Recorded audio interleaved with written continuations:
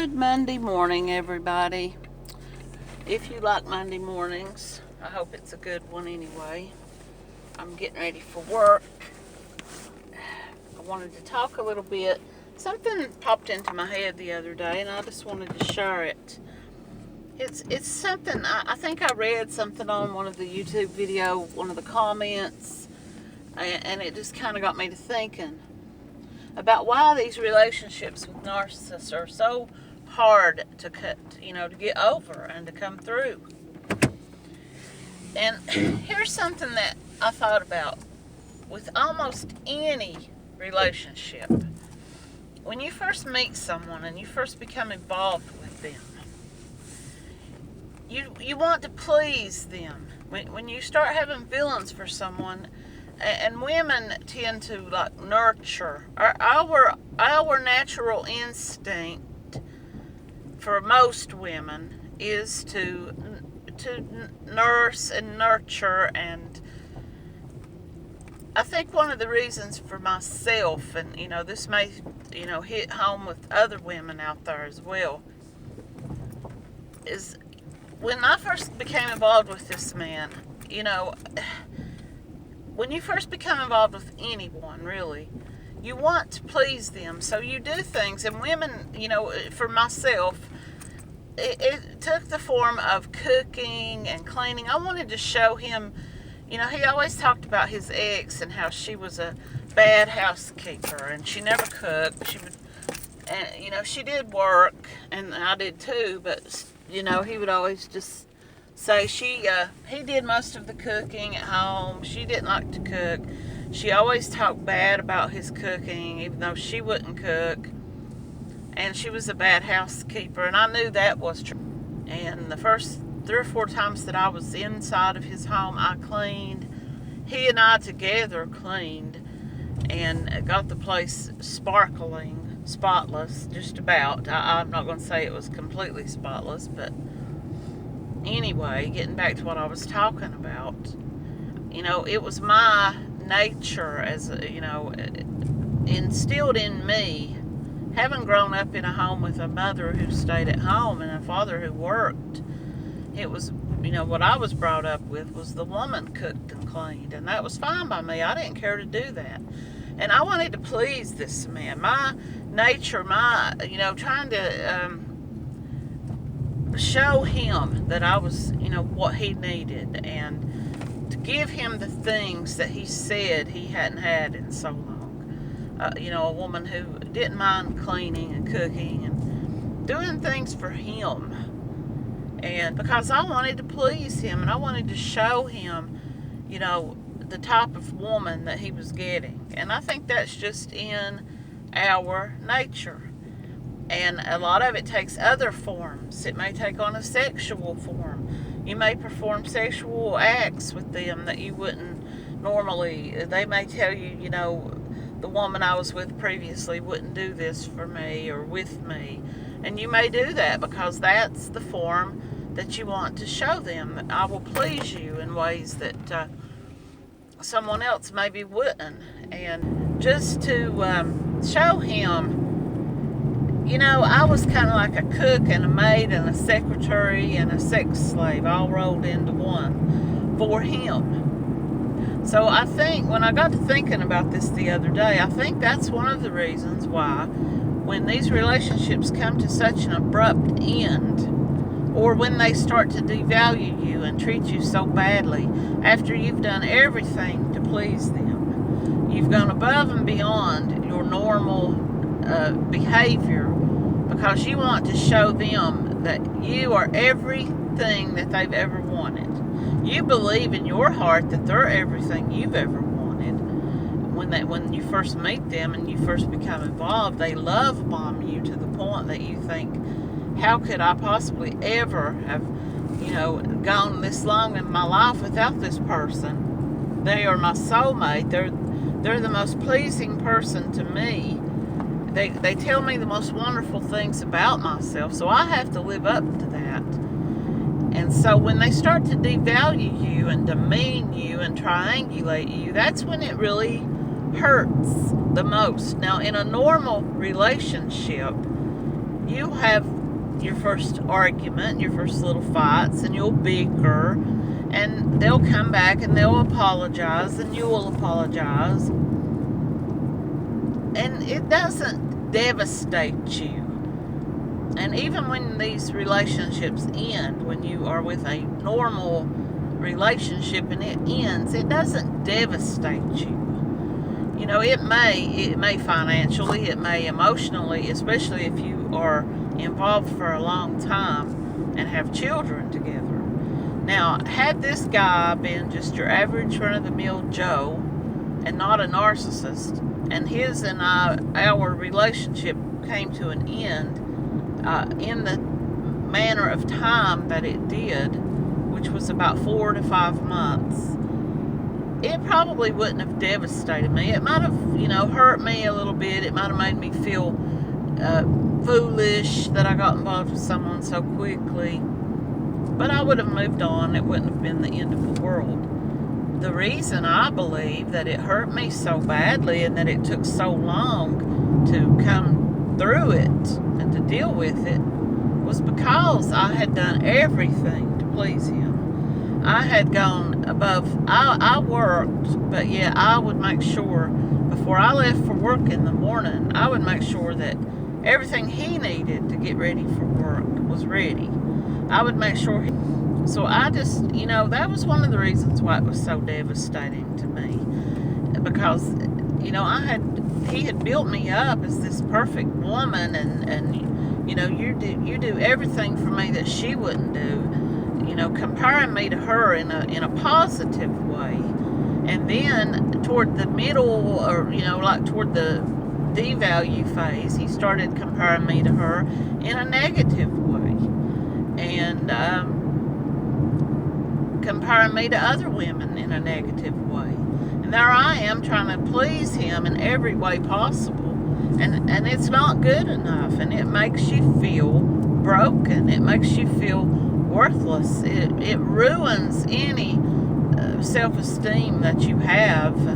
It takes away the last remaining dignity that you have, and then you're left, in my case, with nowhere to go, because I had moved out of the home into his home, and he's telling me, maybe we shouldn't be living together. Maybe But during that time, he was also just demeaning me and devaluing me, and I was feeling worthless, feeling hopeless, feeling useless, feeling like everything I had done wasn't good enough. And how could I possibly have done any more than I did, because I did everything, and then it just wasn't good enough. And then he pretty much just pushed me aside, left me with nowhere to go. I had to go crawling back to relatives, begging for a place to stay, go to work every day devastated and demoralized, driving past his home, seeing this other woman's vehicle there, and the whole time he's still texting me, telling me he loves me and he misses me and we'll be together soon, and just give me a little more time. But, I'm just going back into my story, but the reason I shared this video was just to talk about how I think that's the reason why it is so devastating compared to a normal end of a normal relationship, because you have done everything in the world to please these people. Had his ex not been in the picture, and had he not, I don't know exactly the details of it, but had there not been an ex there with children for him to use as an excuse, he and I may have stayed together much longer, and things in my life would have gotten much, much worse. I would have isolated myself further and further from the people I loved and cared about. I would have been financially ruined. I didn't have a whole lot financially to start with, but, I worked hard for what I did have, and I'm droning on about that, and I didn't really mean to go into all that detail. I just wanted to talk about how we are devastated because, it's like it's like if you go to a carnival or an amusement park and you ride a roller coaster. And you get on this roller coaster and you're going up and up and up and up and up, and it's building up your anticipation. And then you drop. And you get that rush and you get that fear and you get that excitement and all that, rises up into your stomach and it feels like everything's flipping over. We get that with love and with a new relationship. We feel that kind of when our stomach flips over and we feel like, oh my God, this is the person. And then all of a sudden, the ride's over with and you're just sitting there with like, that was 2 minutes of my life I'll never get back, But I can't speak on behalf of men because all I know from their point of view is that they try to please women the same way. They become involved in a relationship with someone they really love and care about. They try to please women, in the ways that men will do. They will try to make sure that that she's comfortable. They will, bring candy or flowers or jewelry, or they want to shower her with stuff. And I never got a gift. I don't remember ever getting a gift from that man the entire time we were together. I think he might have bought me dinner a few times, took me out for lunch, but I don't remember ever getting any kind of trinket, a flower, a card, nothing like that. But men try to please in their own way, the same that women try to.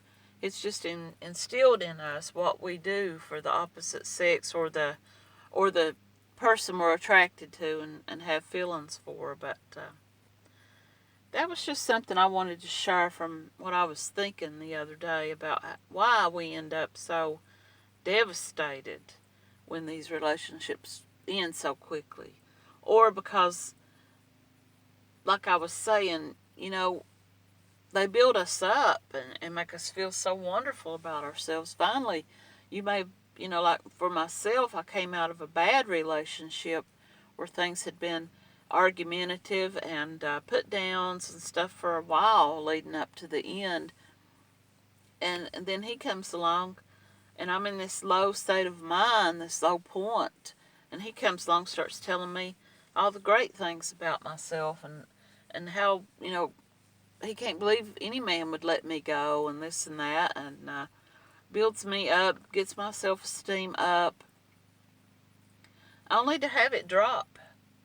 Just like on that roller coaster, it just drops real quick and it knocks the wind out of you. And you're one day you're like up here and everything's great, and they're coming in telling you how much they missed you and all the great things they feel for you and thanking you for all the stuff you've done for them. And then suddenly it's not good enough anymore. You should have done things this way. You don't do them the way she did them, and it just makes you feel like shit. And here's another part of this that I think takes so long for us to heal from, is that while they're telling us this, they're making us feel like we're not good enough. All the stuff we've done to please them wasn't good enough. It wasn't what they actually wanted out of life.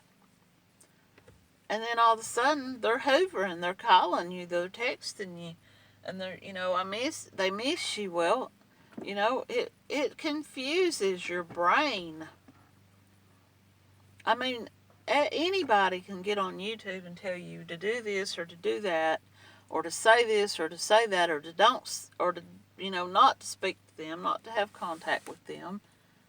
But it confuses your brain, and the human being, we long for someone to build us up. I don't know why. I don't know what it is. But we long for, it's like an animal. I've often compared it to an animal, that you injure an animal, but they'll come crawling back to you with their tail between their legs. because, you know, they'll hunker down. They want affection. They don't know when they come up to you hunkered down if they're going to get an affectionate pat or a smack. And that's the way we are with the narcissist. We kind of crawl back when they, you know, reach out to us, and we kind of hunker down and we wait for it. But you can almost always guarantee that with them it's going to be the smack. You know, they may pat you on the head a few times, but then they're going to smack you, and they're going to smack you harder and harder every time.